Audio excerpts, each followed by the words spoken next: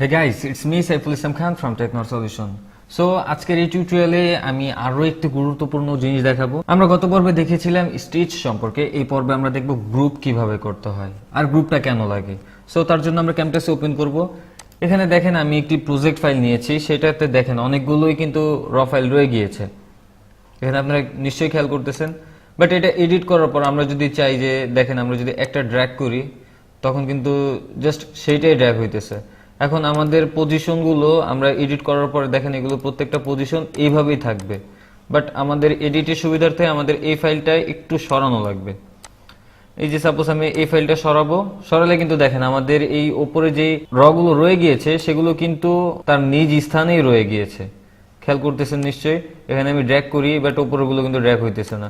সেটা ড্র্যাগ করার জন্য, সবগুলো একসাথে ড্র্যাগ করার জন্য আমরা এর আগে দেখেছিলাম যে সবগুলো মার্ক করার পরে তারপর ড্র্যাগ করতে হয়, বাট এটা একটা ঝামেলাজনক। যখন আমরা বড় প্রজেক্টে কাজ করব তখন কিন্তু আমাদের ফাইলগুলো অনেক বড় বড় হবে, আমাদের একটা ভেজাল ক্রিয়েট হয়ে যাবে আমাদের এটা সরাতে গেলে। সো তার জন্য আমরা একটা গ্রুপিং করে রাখতে পারি।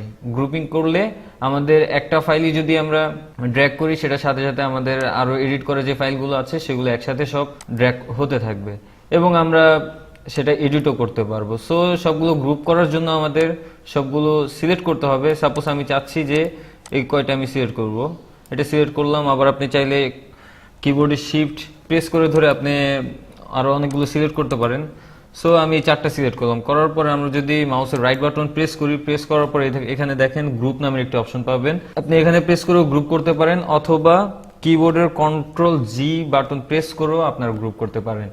সো আমি এখানে প্রেস করে গ্রুপ করলাম, দেখেন এখন কিন্তু ফাইল 4টা ফাইল ছিল, এখানে কিন্তু একটা ফাইল হয়ে গিয়েছে। এটা কেন? এটা হচ্ছে আমাদের গ্রুপ করার কারণে। সো আমরা গ্রুপ করলাম, এখন আমরা যদি এটা নেই আমাদের প্রত্যেকটা আমরা এর আগে যা এডিট করেছিলাম সবগুলো কিন্তু একসাথে অ্যাটাচ হয়ে গিয়েছে। এখন আমাদের যদি সেখানে এডিট করার প্রয়োজন পড়ে তার জন্য আমরা সিম্পলি এখানে ডাবল প্রেস করলে দেখেন এখানে কিন্তু সবগুলো আবার সেই আগের ভাবেই ফিরে আসতেছে। এখন আমরা এখান থেকে এডিট করে সরাতে পারবো। সো আমরা এখানে সব ধরনেরই এখন এডিট করতে পারবো। আমরা ভলিউম, অডিও ভলিউম বাড়াতে কমাতে চাইলে সেটাও পারবো। এখানে আমাদের যদি অডিও পয়েন্টার ইউজ করতে হয় আমরা সেটাও পারবো।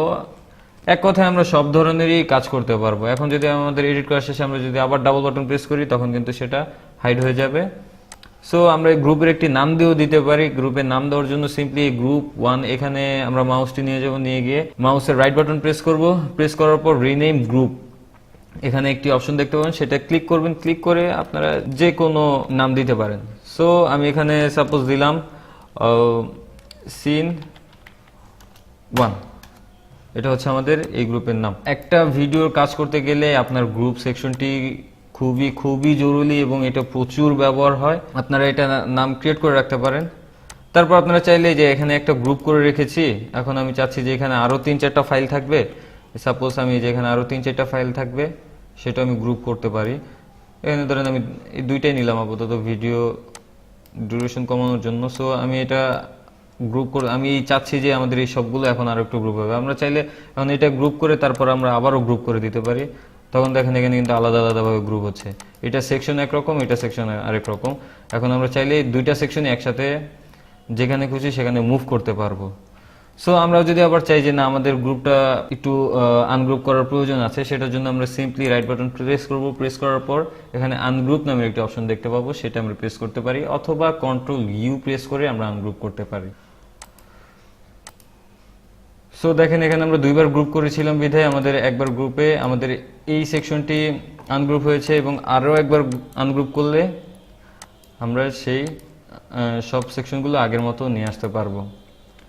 সো আজকের ভিডিওর বিষয়বস্তু ছিল এতটুকুই। ভিডিওটি যদি ভালো লেগে থাকে please like, comment, share and subscribe করবেন। আসলে ভিডিও বানাতে অনেক কষ্ট হয়। সো আর যদি আমার ভিডিও করতে আমার ভিডিওতে বোঝানোর স্টাইলে যদি কোনো ঝামেলা থাকে প্লিজ আপনারা কমেন্ট বক্সে জানাবেন, কেননা আপনারা যদি আমার কোনো ভুল ত্রুটি ধরাতে পারেন সেটা থেকে আমি নতুন কিছু শিখতে পারবো।